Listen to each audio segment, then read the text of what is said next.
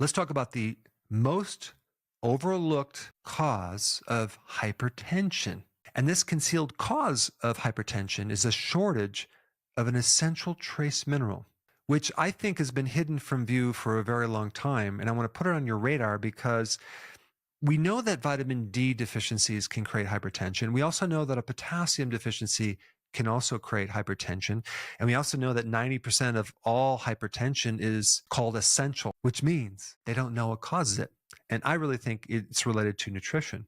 But this third nutritional deficiency connection to hypertension, and I'm going to share it with you right now. I mean, just look at this right here. You have high blood pressure, right? The problem with high blood pressure is it puts you at risk for a stroke. And also, if you look at a map of United States, southern states have the highest risk of high blood pressure, hypertension, as well as the highest risk of strokes. And those southern states also correlate with a much higher deficiency of zinc in their soils. Yeah, so a zinc deficiency can cause hypertension.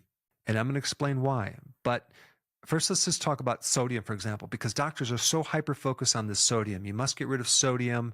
But it's been a big disappointment because a lot of people reduce the sodium and they still have hypertension and they still have to be on the medication. You also have folate. Folate, if that's deficient, can raise your homocysteine, which can lead to high blood pressure and a stroke as well. And homocysteine is a certain thing in your blood that puts you at risk for cardiovascular problems. But a zinc deficiency is way more common. So check this out. When you're deficient in zinc, you may have already known your smell is going to be inhibited, but you might not have known that your taste will be altered as well. And what do you think that's going to do to people? It's going to cause them to add more salt, more spices within the junk food, have them reach for more Doritos or salty chips. They're trying to get more flavor from food because everything's kind of bland. And not to mention all the MSG in the food. And so it is true that an average person in the US is consuming way too much sodium from junk food and not enough potassium.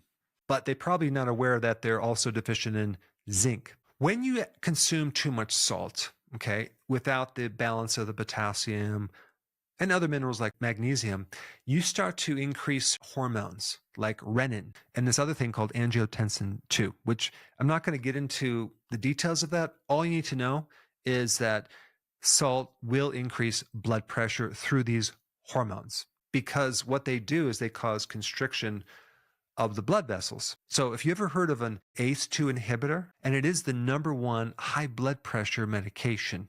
And what's really ironic about this is that an ACE2 inhibitor depletes zinc, causing more of a blood pressure problem.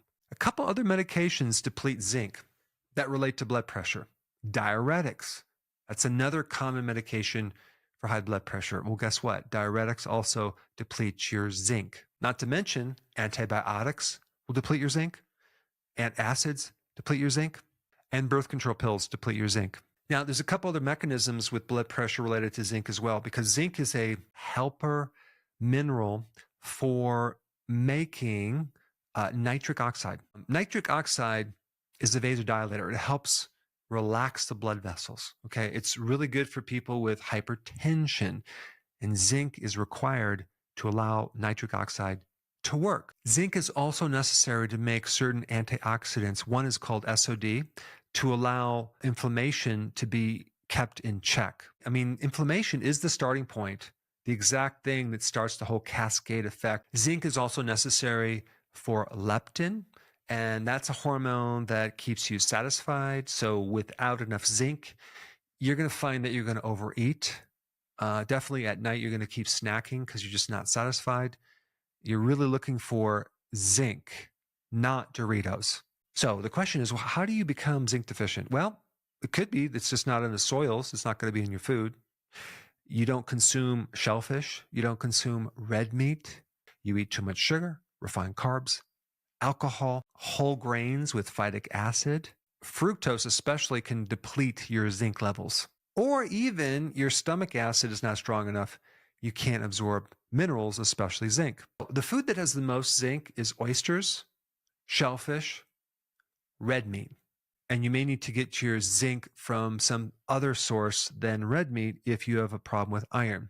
All right, so now that you know this link between zinc and hypertension, check out this other link between potassium and hypertension. And I put that video up right here.